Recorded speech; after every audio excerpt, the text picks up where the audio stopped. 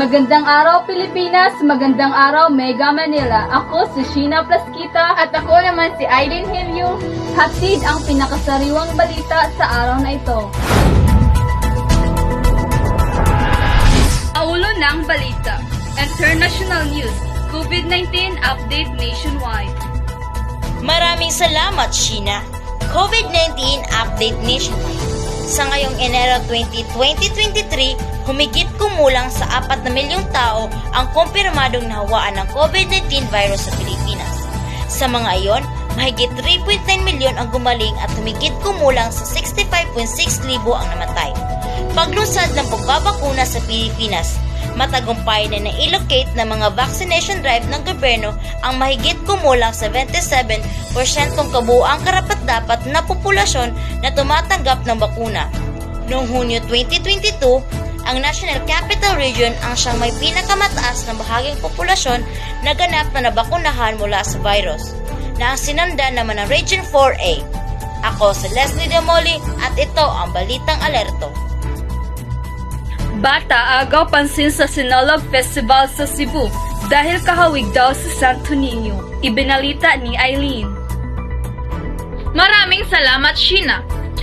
Bata agaw pansin ang Sinulog Festival sa Cebu dahil sa kahawig niya si Santo Niño. Pero bakit nga ba parang living Santo Niño si Niña? Mistisa raw ang bata dahil ang kanyang tatay ay Estoryano. Ang pagdadalang tao naman daw ang kanyang ina ay maituturing na milagro. Dahil dito, si Mitch ay nagnobena kada Biyernes.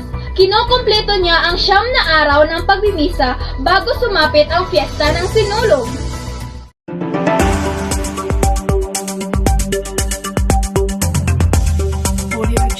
Weather forecast sa araw ng Enero 21, taong 2023.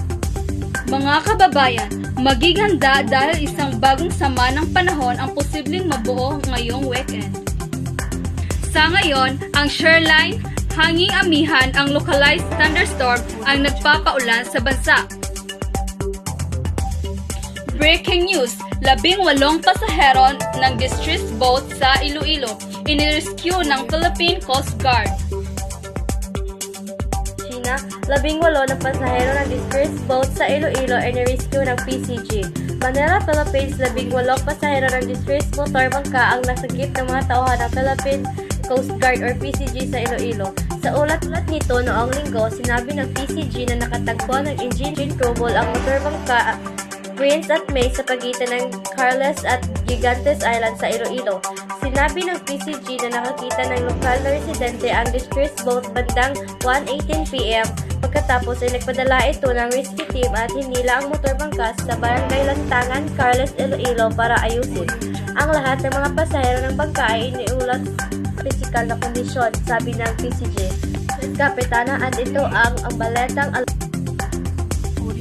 Showbiz, Crizzy Luna na aksidente. Di pa makagalaw dahil natamaan ng spine. Ibinalita ni Charmel. Maraming salamat, Sheena. Malubha ang kalagayan ngayon ng TikTok creator na si Dr. Crizzy Luna o mas kilalang Duke Luna matapos maaksidente sa daan. Ang nakakalungkot na balita ay kwento mismo ni Crizzy sa kanyang TikTok. At iyan ang aming mga balita sa araw na ito. Muli ako si Sheena Plasquita. Ako naman si Aileen Hilio. At ako si Charmel Pizon. At ako si Shes Capitana. At ako si Leslie Demoli. Ako si Benji Reyes. Ako si Richard Pratt. Kami ang Balitang Alerto.